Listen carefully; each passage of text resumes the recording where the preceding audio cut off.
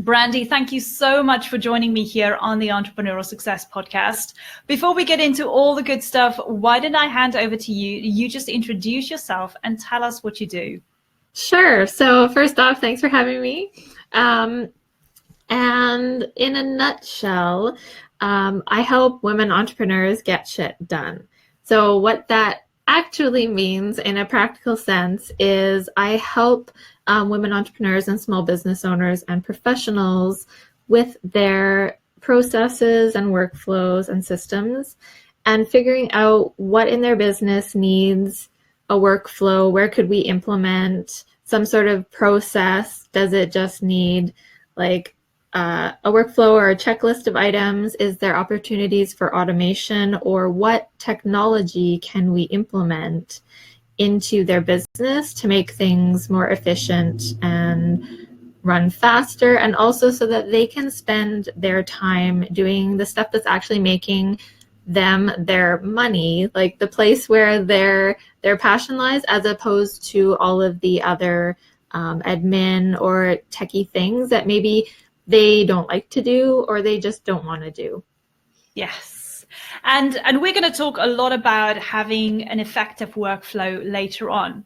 But I think the thing that always intrigues me for any female entrepreneur that I interview is just, understanding or knowing what your story is where did it all start? How did you get started, and what made you take on that kind of made the decision really to have your own business? Right. So I've got kind of two origin stories, I guess, because what I'm doing right now, I've only been doing for about a year and a half, but I've been in business I'm in my 8th year now. I just had that anniversary not too long ago. So originally, the reason why I decided to become an entrepreneur was, there's a few different things. So what happened is that I was working a 9-to-5 job for a company, and I really enjoyed the work I was doing, which in fact, that work is very similar to what I'm doing in my business now. So that was kind of nice. But I really enjoyed the work, but the environment of my work was not great. It was quite toxic. I was having I had an anxiety attack at work once, and it was kind of like a wake-up call that something has to change. I'm going down a bad path. My doctor has her notepad out saying you have to go on stress leave. So I was like, okay, something's got to change. But to kind of complicate things, my husband was quite sick. And so it wasn't that there was something at home that I could just change and make better. And so looking at everything that was going on in my life, it kind of came down to the fact that while I could get a different job, I could change my workplace environment or do something different, because I can't just wave a wand and fix my husband. So I knew, okay, work-wise, I had to change. But originally, I just started job hunting for different jobs. The problem is that I couldn't find somewhere where I could make a lateral move where I would keep, relatively speaking, the same benefits, the same salary, but also the same flexibility that the workplace allowed me. Because with my husband, they knew what was going on. Everyone knew each other. And the one good thing, I'll give them credit for this. The one good thing is that because they knew what was going on, if there was a day where I was so stressed out with life that I just couldn't get out of bed and I had to actually phone in sick for a mental health day, they understood that. And so it was like, I can't stop crying. I can't get out of bed. I'm not coming into work. That's best for everybody. So they were good with that, but all the rest of it was just sucking my soul out. So when I looked at trying to find a job at another company, I thought, where am I going to make the same salary, get the same benefits, and also have a workplace that is super accommodating when it comes to that kind of stuff. Like, I'm not coming in because I can't get out of bed, or, oh, we had to go to the hospital, I won't be in for the next 4 days, or, oh, I have to go with my husband to these appointments, I'll be out of the office, things like that. I started to find it really difficult to find a place that was willing to accommodate all of that. And so one day I was just kind of like, the light bulb went off over my head, and I realized, well, if I want all those things in place, I'm going to have to work for myself. I'm going to have to create my work and my work environment so that it fits with what I need. And so I still remember like exactly where I was sitting and everything when I had that kind of light bulb moment. But that's kind of how my entrepreneur part of me was born. And then fast forward a few years, I was doing a lot of training and consulting having to do with marketing. And I was looking at my clients, and they were saying that they were happy with what we were doing together. But when I actually looked at their businesses, I could see that they weren't implementing the things I was teaching them and the things I was showing them. And I was getting really frustrated and starting to feel like something was wrong with me or with my service or what I was doing because they weren't implementing things. So I started to talk to past clients and people who were maybe thinking about working with me. And again, another light bulb moment. What I discovered was that they were happy with all the theory kind of I was teaching. But when it came to them actually implementing those things, they were lost. So like I could say, oh, here's how you do whatever is on Facebook. And then they would go, okay, that's great. And then they would be like, well, I know how to do that now. But when they sat down to do it, it was a matter of, well, they didn't know how to make a graphic or how to upload a picture to Facebook or how to make like how to record themselves like this on their computer. Yeah. So it was those like practical hands-on techie pieces that was holding them up. And so I thought, well, this techie stuff, I really like to do it. And it's what I do for myself all day. So maybe I should pivot, and maybe this is the gap that I should fill for my clients, because I still was speaking to the same audience. I was just giving them different information. Yes. And so far, so good. Well, firstly, I just want to congratulate you and say it takes a huge amount of courage in order to be in a situation that you were in and to decide, listen, I'm just going to go for it and just start my own business. And I take my hat off to you. That is phenomenal that you've done that. And looking back 8 years on, how much you've already achieved. So congratulations for taking a situation in your life, but turning it around and making it for the better. It's a long journey. It's a long process, right. But you've already achieved so much. And the other thing I want to say is I love the fact that you mentioned that obviously you started with marketing and consulting work, but you got to a point where you realized that your audience needed a little bit more hands-on. They needed somebody to help them do all the techie stuff. So you decided to pivot your business. And I think that is such a great lesson for any other entrepreneur who's either now in the beginning stage of their business or thinking about starting a business, when they get kind of stopped thinking, oh my gosh, but if I start this now, will I be doing this for the rest of my life? But anybody can pivot. You can change your business as you grow as well and as you build your experience, which is exactly what you've done.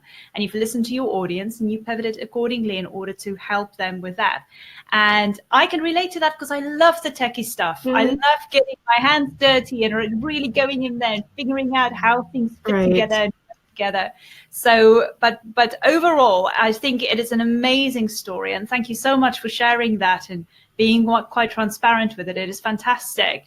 But that kind of links into what you want to talk to us about, because we're going to talk about how to create effective workflows in our business. Right. And the first thing is, you want to talk about checklists, because I think this is one of the things that everybody think, oh, I've got a checklist. I'll do the work. Yeah, I'm covered. I love it. You've got such a bigger elaboration about that. So please talk to us about that. Yeah. So the first thing, I guess, that I want to emphasize is that a checklist isn't a workflow. A checklist is part of your workflow, but if you just have a checklist, you can't say, oh, I have my workflow, because there's so much more to it than that. Just like really quickly, I'll just kind of go over what makes up a workflow, and then we can dive into the details. Yes. But so your checklist, it's a good starting point. I would say if you have a checklist, you've maybe, completed part one of making your workflow. But yeah, like having those items documented somehow, not in your brain. Please, not in your brain. Get them out. Get it on paper. Yeah.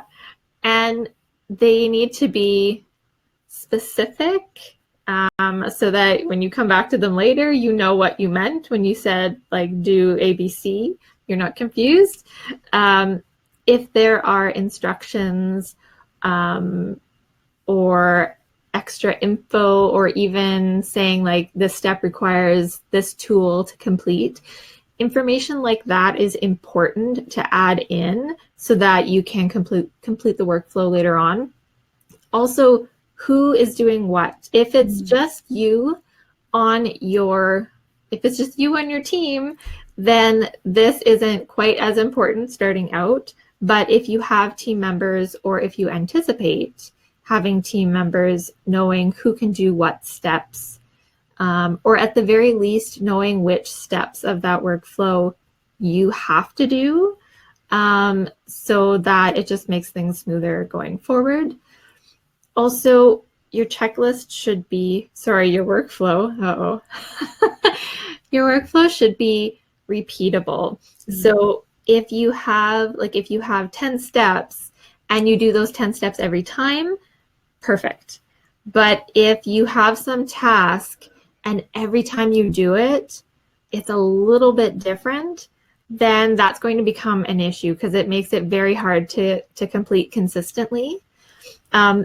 And the big reason why you want it to be repeatable is because ultimately you want to be able to outsource whatever that task is or that project. So you need to be writing your workflow, even if it's just you on your team, with the mindset that you're writing it for someone else to do. Because the big thing with that is that you will write in way more detail, and you will be so much more specific when you're writing with the intention that somebody else could do it, as opposed to you just doing it. Because we make so many assumptions when we're writing out things like, like do step A, and in your brain, you know exactly what that means, and it seems obvious to you, but someone else looks at it and they go, I have no idea where to start with this. So if you write down your things as if you're writing them for someone else, you'll get way more detailed right off the bat, and then everything else will kind of flow a lot better. Oh my gosh. And I love that you're saying that, being very specific. And I think this is something you've mentioned before as well, about being specific, is you writing the workflow and the instructions down as if you are explaining this to somebody else, whether you're on your own or whether you already have a team, but you have to write all the steps down and all the details. And I guess the good thing about that is if somebody can take that kind of workflow away and go, whoever's accountable, go and work with that, and they don't come back constantly with a lot of questions, it means that at least you have a proper workflow and they could go ahead and do the work without coming back and interrupting you. Yeah. And that's the ideal state, is that you have created a workflow that's so good that it just gets done. Yes. And that other than maybe your parts of it, there's not a lot of friction there with people, asking questions or getting held up. At parts, even if you're doing things manually, it's just flowing really nicely. And I think this is the good thing, because a workflow is something that you can use in anything. It's a project, if it's something new that you're working on, a new program, a new software, whatever it is that you're working on. But if it's something that you want to outsource to somebody, a workflow is literally a little step-by-step guide, so to speak, that somebody can use in anything that they do in their business. Yeah. And that's why it's so important. But also, I think in the other part of it is just that it helps the processes and it helps the fluency of things within your business. Once you get maybe to a point of passing it on, or if you already have a team, make sure that whoever is accountable can just go ahead and do the work. And they'll get the work done faster as well, I presume, than with having a proper workflow. Right. Yes. Yeah. And I think a lot of people, they only start thinking about workflows when they are outsourcing for the first time.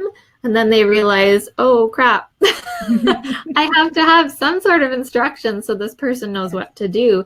And so they kind of start madly building their workflows. But if you can take the time to do it for yourself ahead of time, before you start outsourcing, it will benefit you as well. Now, if it's something that you're doing on a really regular basis, like weekly or bi-weekly, it might just be these are just good reminders for you. But if you have things in your business, and we all have things like this that only get done quarterly or twice a year or even annually, like the example I always go to is like income tax.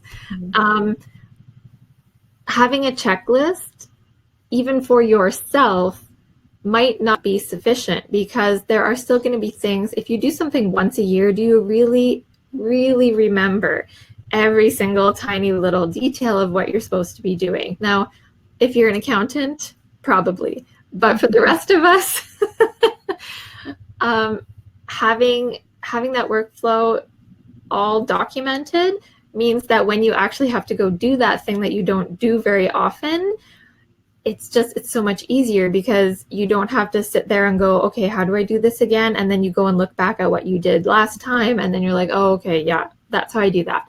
You can cut out that whole part because you've already have instructions for yourself, and you just do the task and then it's done. So workflows aren't just for outsourcing. They can also be a big benefit for you. Yeah, absolutely. Oh my gosh.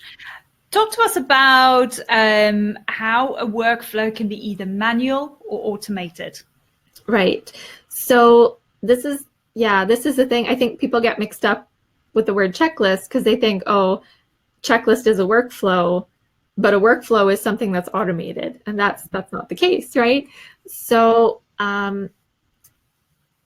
sometimes workflows, I always advocate to say automate as much as possible, but there are times, depending on what task or what project you're doing, where it doesn't make sense to automate certain steps. So you could have a workflow that is actually 100% manual, and that is fine if that makes sense. And you can have workflows that are 100% automated. You can also have workflows that are kind of like a hybrid. So some steps are automated and some aren't.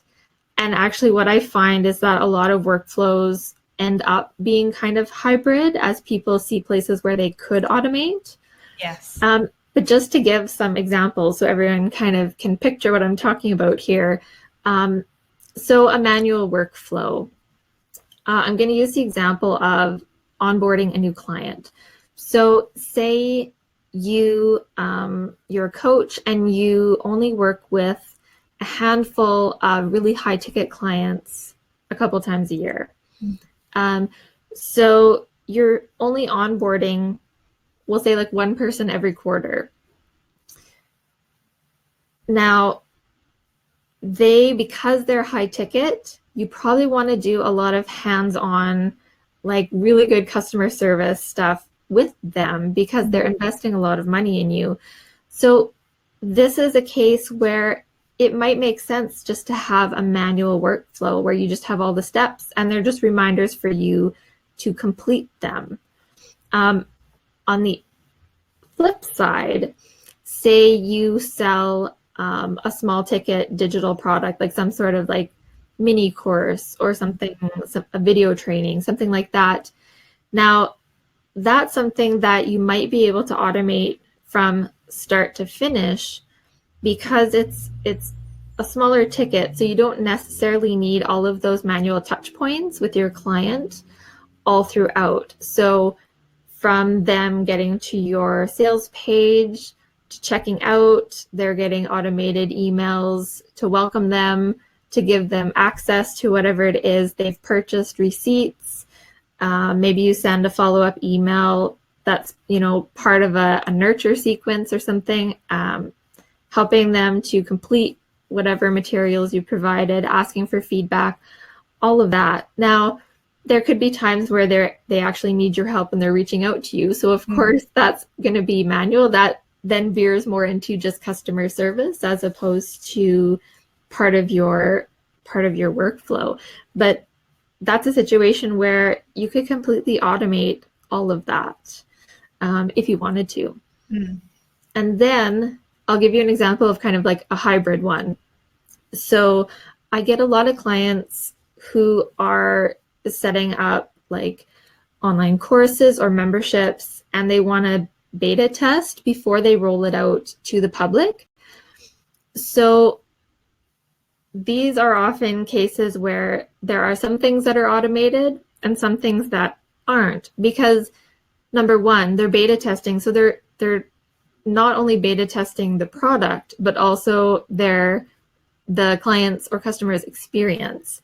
Yes. So they are doing some things manually and then seeing where things could be automated. So the things that they're really comfortable with might be automated, like the checkout or the initial welcome email.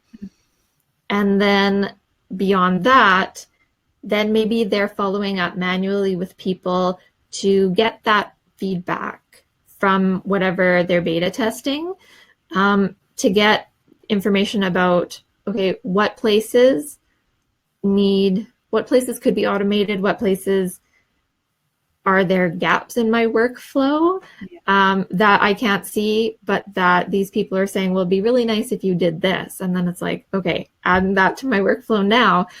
So these are things that maybe it will always stay partially automated and partially manual, or maybe as things get set into place, you can automate all of it. So it's just a case, like it's not that automation is better. It's better if it makes sense in your workflow. So it totally depends on your business, the task that you're trying to complete or the project you're trying to complete. You just have to kind of figure out what works best for you. And you can start out manual and then, you know, automate those bits as you can and just go from there. I know, and I'm a huge advocate for beta testing. So I love the way you explained it of putting it in a hybrid system where you're starting off having a couple of elements that are obviously automated, but then the rest would be manual because you're working from the response from your audience coming back, using the beta kind of product as you will, and then kind of figuring out what needs to be automated, what do you need to improve on before automating it. So I love the fact that you're bringing in that hybrid system as well. And I think for those who are listening, who are thinking about doing online programs and thinking, oh my gosh, you know, first of all, let's face it, not a lot of people love all the techie stuff. We know we like it, but not a lot of people love all the techie stuff. So I get questions a lot from my audience about, but how do you automate things? What do you do? And I tell them really, well, start by doing a couple of things manually first, so you can kind of get a grasp on how your systems work, how your workflow really operates within your business. And then once you kind of get that experience, then from there you can start automating things and obviously learning how to do that. Or in other cases, get people like you to help them being hands-on and really getting in and helping them set up the automated part. Right.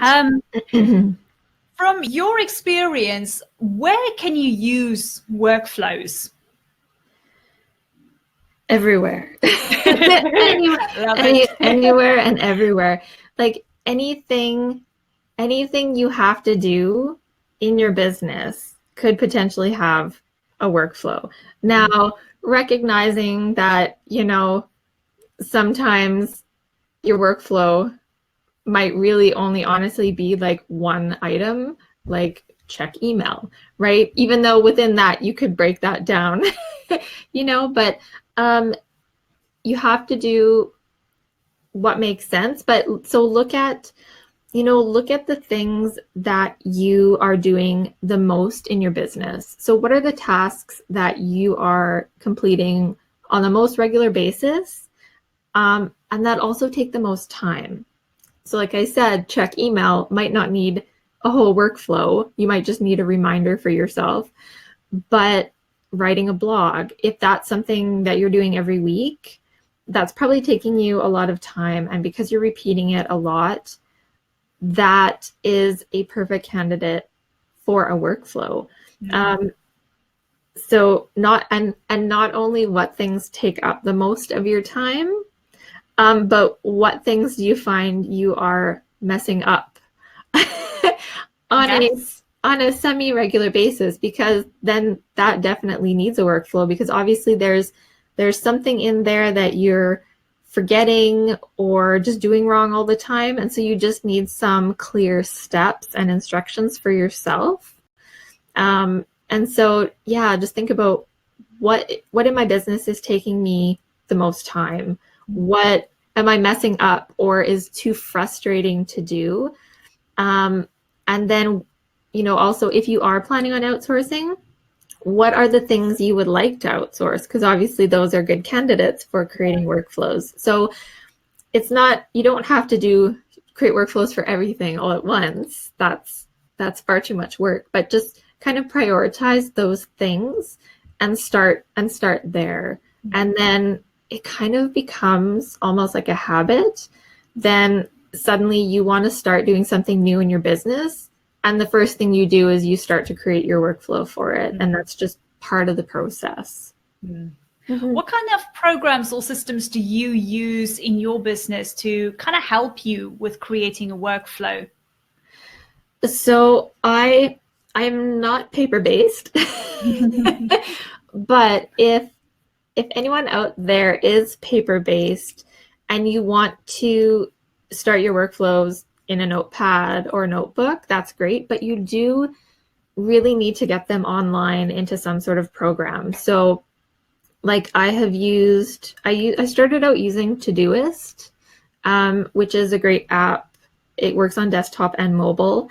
I ended up having to switch because at the time it didn't have the capabilities I need. My business started to get more complex. I think Todoist has a lot of those features now, so it might be something great to check out. And then I've tried Asana, and I have some clients who use Asana because it's free. Like it has a free plan that has so many features that a lot of entrepreneurs find that they never ever have to upgrade to the paid version. I used Trello for a long time. Trello is actually my favorite. There is something about the way that Trello worked versus Asana that really appealed to me. Asana, I found, even though I knew how it worked, there were times I seemed to be constantly messing things up, and subtasks would go in the wrong place, or I'd reorder them and it would be a mess. So I was like, Trello, I can drag and drop things. It just, my brain likes it. It works with me. Much more visual, I suppose. Yeah, I think that was part of it. Yeah. Now, I think the last question I want to ask you, and this might be a little bit obvious, but at the end, if you're creating these workflows, how do you know your workflows work? Right. Yeah. So we touched on a couple of these points. So the first one would be that you can give it to someone else and they can complete that workflow without coming back to you with a ton of questions or mistakes. You give it to them and it comes back for the first time like pretty good. Yes. Keeping in mind that you are giving it to someone who has some sort of experience with what Of course. what that task is, right? And then I'm not putting pressure on people to like create a workflow for, cooking something and giving it to their mechanic. That's not that's not the expectation. But so having it so someone can just complete it with a minimum of questions or mistakes. Then if it's you doing it, you can come back to it after a long time. You might not even remember writing your workflow or writing the steps, but you see it and you go, well, I must have made this, but I can sure follow along with it. Yes. So that's when you know it's good. And then the last piece is that you're not constantly tweaking it.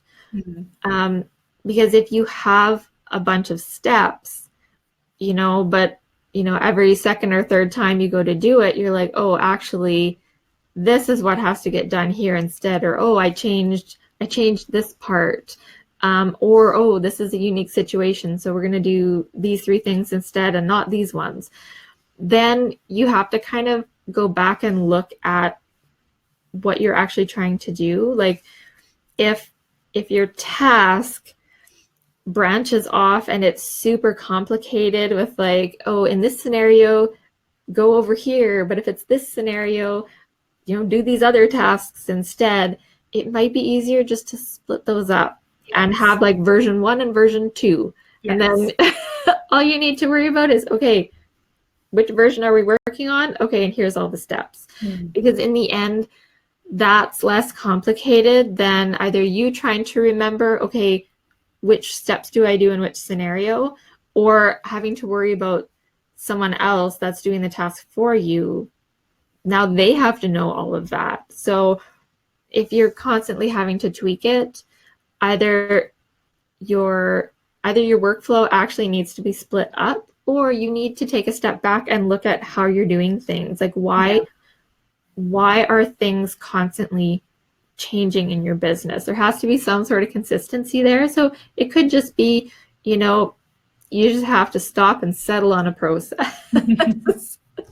I like that you're saying that in addition, because let's face it, if you're telling people, listen, you need to go and create a workflow now in order to help you kind of monetize how you're doing things. So when you come to a point of outsourcing, you can obviously outsource it. Right. Now, a lot of people would think, oh God, that's just extra work. Why do I need to create a workflow?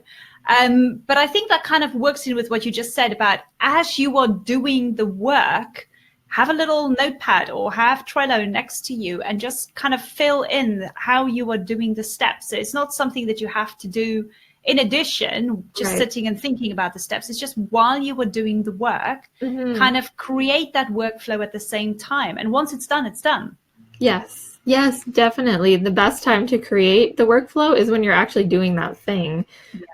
Because if you can be making those notes as you're doing it, you're way less likely to forget a step. Whereas if you just sit down one day and go, okay, I'm going to write out my workflow for my podcast. If you're just sitting there and writing it out, you're probably going to forget some of those little details. But if you're actually doing it, you're not going to forget about them.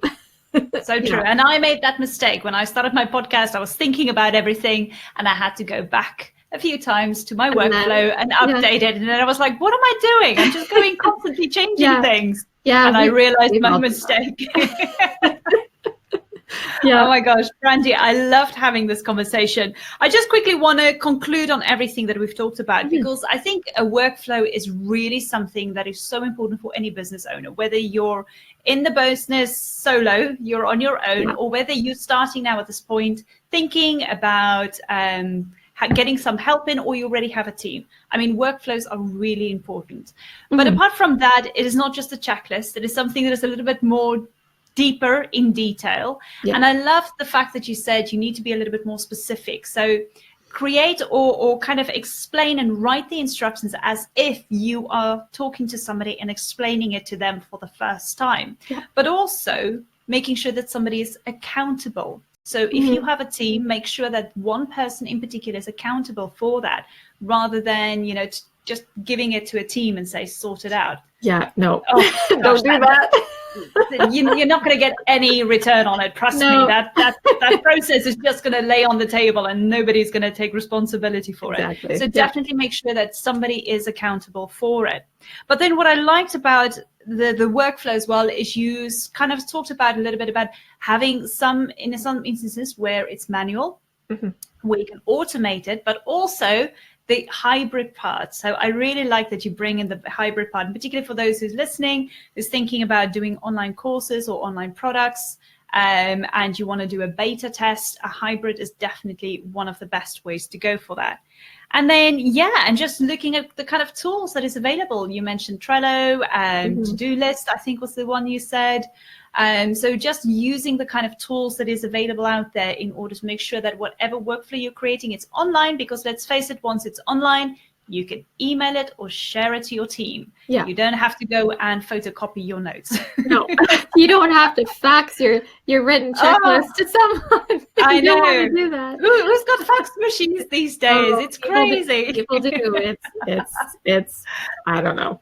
Oh my gosh, Brandi, I love this conversation, and thank you so much for sharing everything with us. But before we get to the end of this podcast, why don't you talk to us a little bit about your free membership that you've got going on? Sure. So I have a free online membership. It's called School for Hurtful Entrepreneurs. And so what it is, you get weekly emails that include like notifications about new content that I'm putting out, tips out, new tools. If there's good deals going on out there, I like to let people know that information.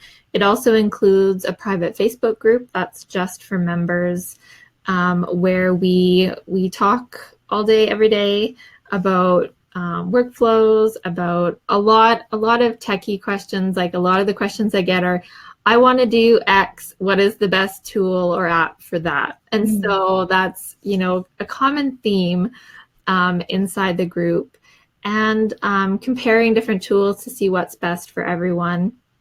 And then also my members get kind of like first crack at all of the products and services, because I almost always roll everything out kind of as a beta before it goes to the public. So the members get first crack at that, and that usually comes with special pricing.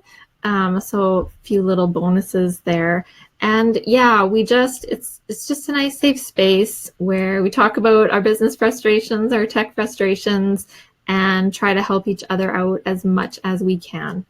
Oh, that is amazing. And what we'll do, the show notes for Brandi's free membership will be at the bottom of this video or this podcast. So please, by all means, go and sign up. In particular, if you need some help with all the techie stuff, whether it is, getting things automated, or whether you're still trying to figure out how your workflow should fit together and how things fit in together. That was one of the biggest things for me when I started my business. Just getting my head around how everything flows. Yes. So if any of you need any help, I'm sure Brandi would love to get in touch with you and obviously help you out with any questions you have. Brandi, thank you so much again for doing this interview. I really appreciate it, and I appreciate sharing all your knowledge here. I wish you all of the best. And if there's anything else you would like to share with the audience, now you have a chance. I just want to say thanks for having me on the podcast. It was great. And I hope to see anyone who's watching or listening inside the group. Amazing. Thank you so much, Brandi. Enjoy the rest of your day, and we'll be in touch. Bye.